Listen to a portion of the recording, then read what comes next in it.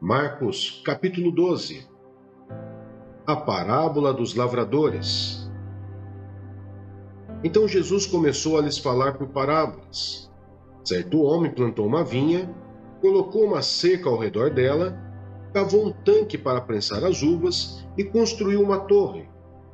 Depois arrendou a vinha a alguns lavradores e foi fazer uma viagem. Na época da colheita, enviou um servo aos lavradores, para receber deles parte do fruto da vinha. Mas eles o agarraram, o espancaram e o mandaram embora de mãos vazias. Então enviou-lhes outro servo, e lhe bateram na cabeça e o humilharam.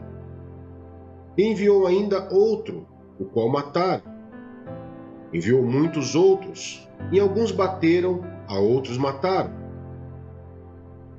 Faltava-lhe ainda um para enviar, seu filho amado. Por fim o enviou, dizendo: A meu filho respeitarão.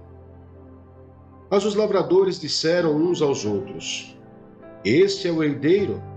Venham, vamos matá-lo, e a herança será nossa. Assim, eles o agarraram, o mataram e o lançaram para fora da vinha.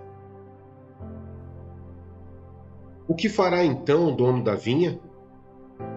Virá e matará aqueles lavradores e dará a vinha a outros.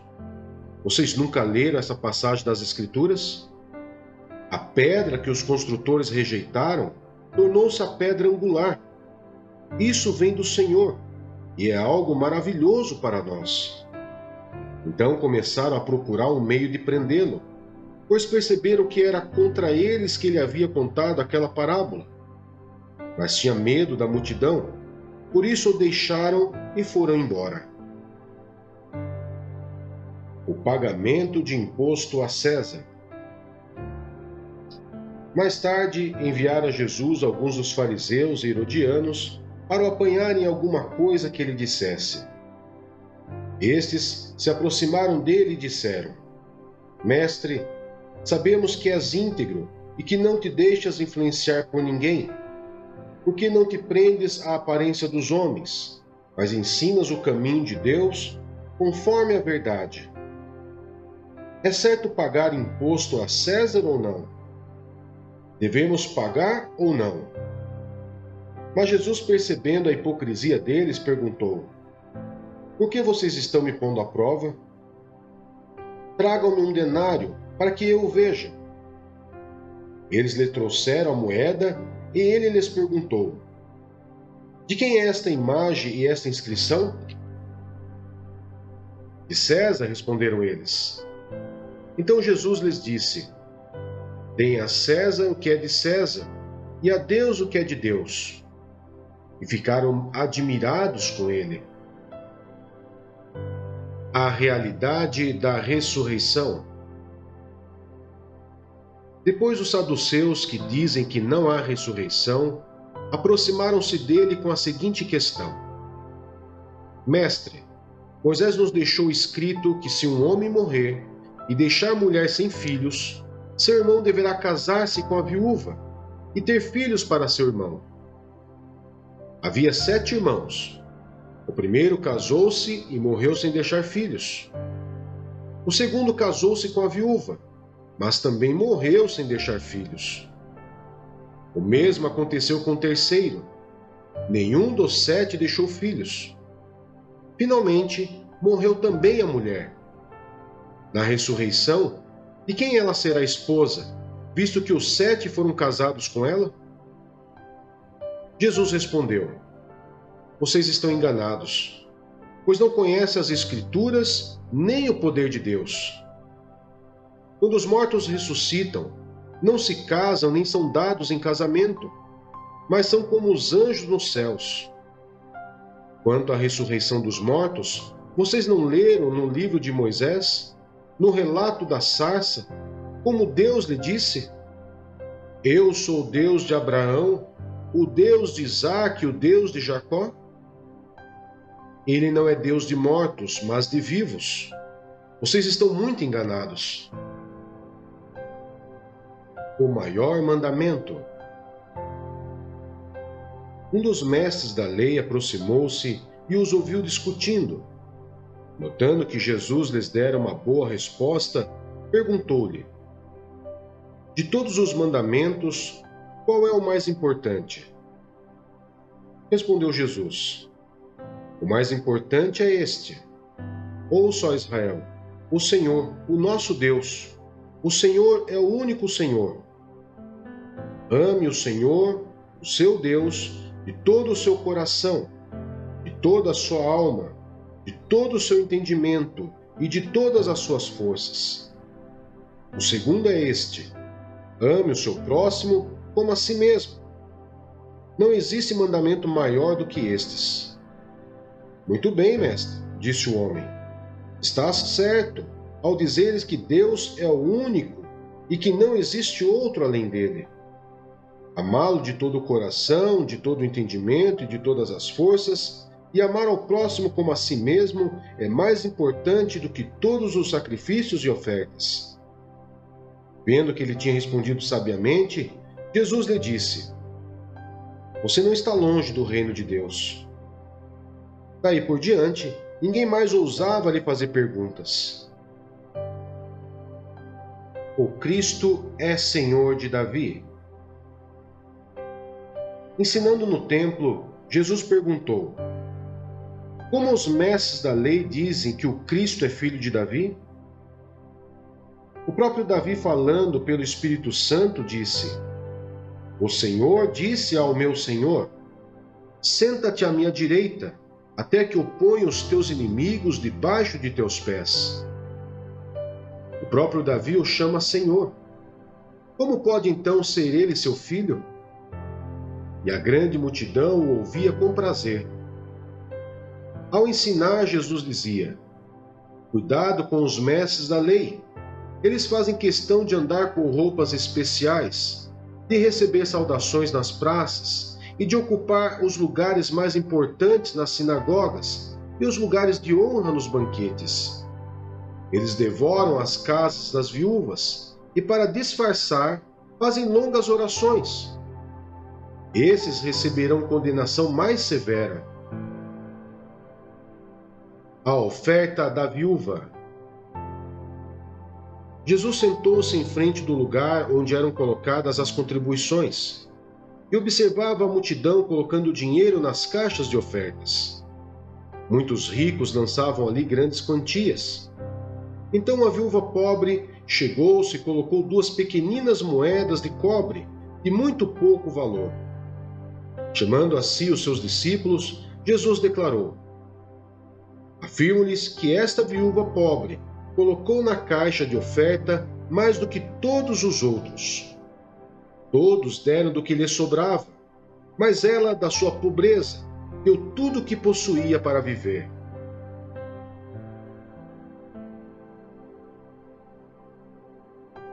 Atos dos Apóstolos, capítulo 17.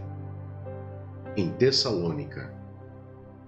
Tendo passado por Anfípolis e Apolônia, chegaram a Tessalônica, onde havia uma sinagoga judaica. Segundo o seu costume, Paulo foi à sinagoga e por 3 sábados discutiu com eles com base nas Escrituras, explicando e provando que o Cristo deveria sofrer e ressuscitar entre os mortos. E dizia: este Jesus que eles proclamam é o Cristo. Alguns dos judeus foram persuadidos e se uniram a Paulo e Silas, bem como muitos gregos tementes a Deus e não poucas mulheres de alta posição. Mas os judeus ficaram com inveja. Reuniram alguns homens perversos dentre os desocupados e com a multidão iniciaram um tumulto na cidade. Invadiram a casa de Jasson em busca de Paulo e Silas a fim de trazê-los para o meio da multidão. Tudo, não os achando, arrastaram Jasson e alguns outros irmãos para diante dos oficiais da cidade, gritando: esses homens que têm causado alvoroço por todo o mundo, agora chegaram aqui. Jasson os recebeu em sua casa. Todos eles estão agindo contra os decretos de César, dizendo que existe um outro rei, chamado Jesus. Ouvindo isso, a multidão e os oficiais da cidade ficaram agitados Então receberam de Jasson e dos outros a fiança estipulada e o soltaram. Em Bereia. Logo que anoiteceu, os irmãos enviaram Paulo e Silas para Bereia. Chegando ali, eles foram à sinagoga judaica. Os bereanos eram mais nobres do que os tessalonicenses, pois receberam a mensagem com grande interesse, examinando todos os dias as Escrituras para ver se tudo era assim mesmo. Creram muitos dentre os judeus, bem como dentre os gregos, um bom número de mulheres de elevada posição e não poucos homens. Quando os judeus de Tessalônica ficaram sabendo que Paulo estava pregando a palavra de Deus em Bereia, dirigiram-se também para lá, agitando e alvoroçando as multidões. Imediatamente os irmãos enviaram Paulo para o litoral, mas Silas e Timóteo permaneceram em Bereia. Os homens que foram com Paulo o levaram até Atenas, partindo depois com instruções para que Silas e Timóteo se juntassem a ele tão logo fosse possível. Em Atenas. Enquanto esperava por eles em Atenas, Paulo ficou profundamente indignado ao ver que a cidade estava cheia de ídolos. Por isso, discutia na sinagoga com judeus e com gregos tementes a Deus, bem como na praça principal, todos os dias, com aqueles que por ali se encontravam. Alguns filósofos epicureus e estoicos começaram a discutir com ele. Alguns perguntavam: o que está tentando dizer esse tagarela? Outros diziam: parece que ele está anunciando deuses estrangeiros, pois Paulo estava pregando as boas novas a respeito de Jesus e da ressurreição. Então o levaram a uma reunião do Areópago, onde lhe perguntaram: podemos saber que novo ensino é esse que você está anunciando? Você está nos apresentando algumas ideias estranhas e queremos saber o que elas significam. Todos os atenienses e estrangeiros que ali viviam não se preocupavam com outra coisa senão falar ou ouvir as últimas novidades. Então Paulo levantou-se na reunião do Areópago e disse: atenienses, vejo que em todos os aspectos vocês são muito religiosos, pois, andando pela cidade, observei cuidadosamente seus objetos de culto e encontrei até um altar com esta descrição: ao Deus desconhecido. Ora, o que vocês adoram, apesar de não conhecerem, eu lhes anuncio. O Deus que fez o mundo e tudo o que nele há é o Senhor dos céus e da terra. E não habita em santuários feitos por mãos humanas. Ele não é servido por mãos de homens, como se necessitasse de algo, porque ele mesmo dá a todos a vida, o fôlego e as demais coisas. De um só fez ele todos os povos, para que povoassem toda a terra, tendo determinado os tempos anteriormente estabelecidos e os lugares exatos em que deveriam habitar. Deus fez isso para que os homens o buscassem e, talvez tateando, pudessem encontrá-lo, embora não esteja longe de cada um de nós. Pois nele vivemos, nos movemos e existimos, como disseram alguns dos poetas de vocês. Também somos descendência dele. Sim, visto que somos descendência de Deus, não devemos pensar que a divindade é semelhante a uma escultura de ouro, prata ou pedra, feita pela arte ou imaginação do homem.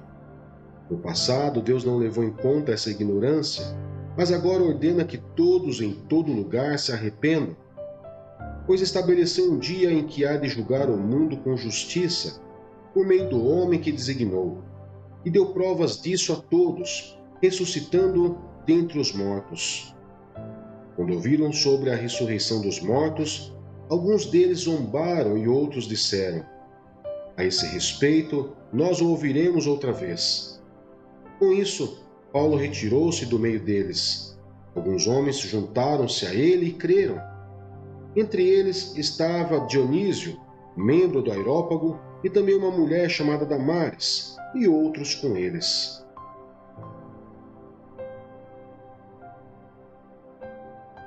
Jeremias, capítulo 26.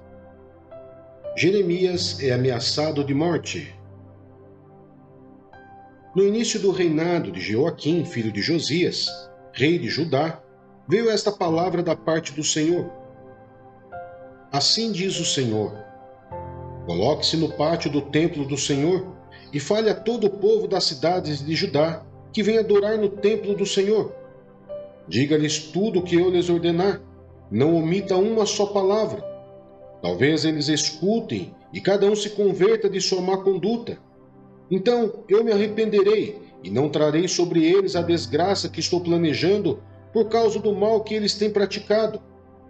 Diga-lhes: assim diz o Senhor, se vocês não me escutarem, nem seguirem a minha lei, que dei a vocês, e se não ouvirem as palavras dos meus servos, os profetas, os quais tenho enviado a vocês, vez após vez, embora vocês não os tenham ouvido, então farei deste templo que fiz do santuário de Siló, e desta cidade, um objeto de maldição entre todas as nações da terra.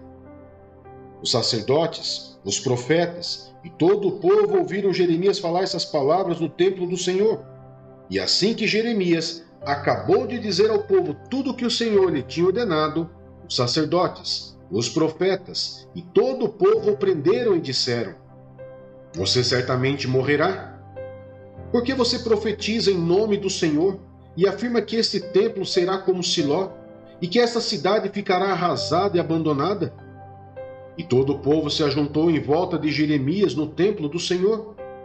Quando os líderes de Judá souberam disso, foram do palácio real até o templo do Senhor e se assentaram para julgar a entrada da porta nova do templo do Senhor.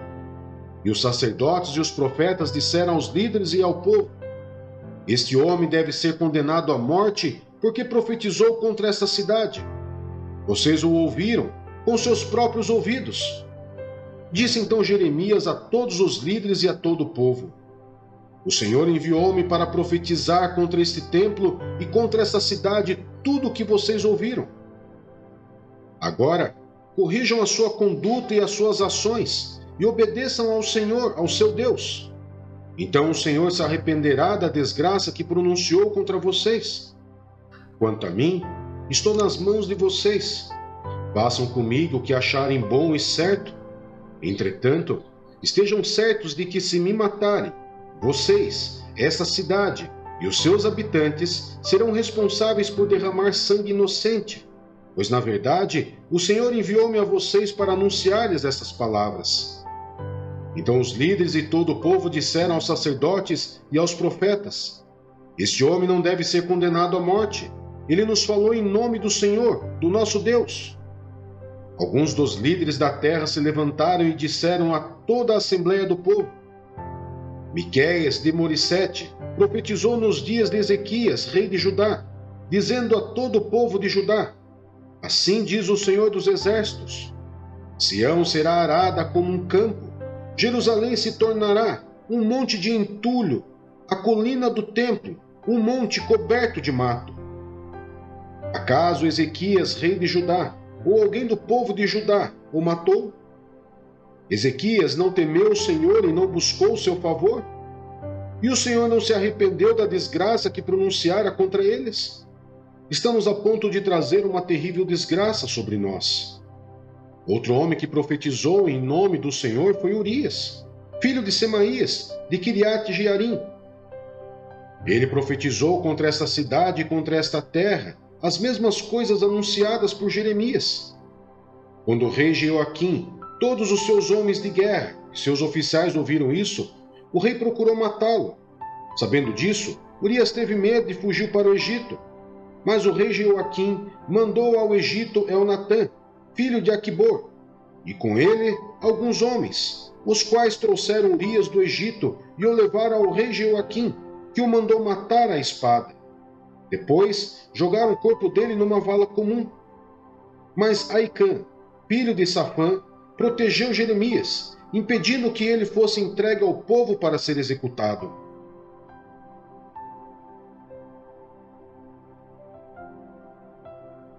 Juízes, capítulo 13. O nascimento de Sansão. os israelitas voltaram a fazer o que o Senhor reprova, e por isso o Senhor os entregou nas mãos dos filisteus durante 40 anos. Certo homem de Zorá, chamado Manoá, do clã da tribo de Dan, tinha mulher estéril. Certo dia, o anjo do Senhor apareceu a ela e lhe disse: Você é estéril, não tem filhos, mas engravidará e dará à luz um filho. Todavia, tenha cuidado, não beba vinho nem outra bebida fermentada, e não coma nada impuro, e não se passará navalha na cabeça do filho que você vai ter, porque o menino será nazireu, consagrado a Deus desde o nascimento. Ele iniciará a libertação de Israel das mãos dos filisteus. Então a mulher foi contar tudo isso a seu marido. Um homem de Deus veio falar comigo. Era como um anjo de Deus, de aparência impressionante. Não lhe perguntei de onde tinha vindo, e ele não me disse o seu nome, mas ele me assegurou: Você engravidará e dará à luz um filho. Todavia, não beba vinho nem outra bebida fermentada, e não coma nada impuro, porque o menino será nazireu, consagrado a Deus, desde o nascimento até o dia da sua morte. Então Manoá orou ao Senhor: Senhor, eu te imploro que o homem de Deus que enviaste volte para nos instruir sobre o que fazer com o menino que vai nascer. Deus ouviu a oração de Manoá, e o anjo de Deus veio novamente falar com a mulher, quando ela estava sentada no campo. Manoá, seu marido, não estava com ela, mas ela foi correndo contar ao marido: O homem que me apareceu outro dia está aqui. Manoá levantou-se e seguiu a mulher. Quando se aproximou do homem, perguntou: Foste tu que falaste com a minha mulher? Sim, disse ele. Quando as tuas palavras se cumprirem, Manoá perguntou: Como devemos criar o menino? O que ele deverá fazer? O anjo do Senhor respondeu: Sua mulher terá que seguir tudo o que eu lhe ordenei. Ela não poderá comer nenhum produto da videira, nem vinho ou bebida fermentada, nem comer nada impuro. Terá que obedecer a tudo o que eu lhe ordenei. Manoá disse ao anjo do Senhor: Gostaríamos que ficasses conosco. Queremos oferecer-te um cabrito. O anjo do Senhor respondeu: Se eu ficar, não comerei nada. Mas, se você preparar um holocausto, ofereça-o ao Senhor. Manoá não sabia que ele era o anjo do Senhor. Então Manoá perguntou ao anjo do Senhor: Qual é o teu nome, para que te prestemos homenagem quando se cumprir a tua palavra? Ele respondeu: Por que pergunta o meu nome? Meu nome está além do entendimento. Então Manoá apanhou um cabrito e a oferta de cereal, e os ofereceu ao Senhor sobre uma rocha. E o Senhor fez algo estranho enquanto Manoá e sua mulher observavam. Quando a chama do altar subiu ao céu, o anjo do Senhor subiu na chama. Vendo isso, Manoá e sua mulher prostraram-se com o rosto em terra. Como o anjo do Senhor não voltou a manifestar-se a Manoá e a sua mulher, Manoá percebeu que era o anjo do Senhor. Sem dúvida vamos morrer, disse ele à mulher, pois vimos a Deus. Mas a mulher respondeu: Se o Senhor tivesse a intenção de nos matar, não teria aceitado o holocausto e a oferta de cereal das nossas mãos. Não nos teria mostrado todas essas coisas e não nos teria revelado o que agora nos revelou. A mulher deu à luz um menino e pôs-lhe o nome de Sansão. Ele cresceu e o Senhor o abençoou. E o Espírito do Senhor começou a agir nele quando ele se achava em Maané-Dan, entre Zorá e Estaol.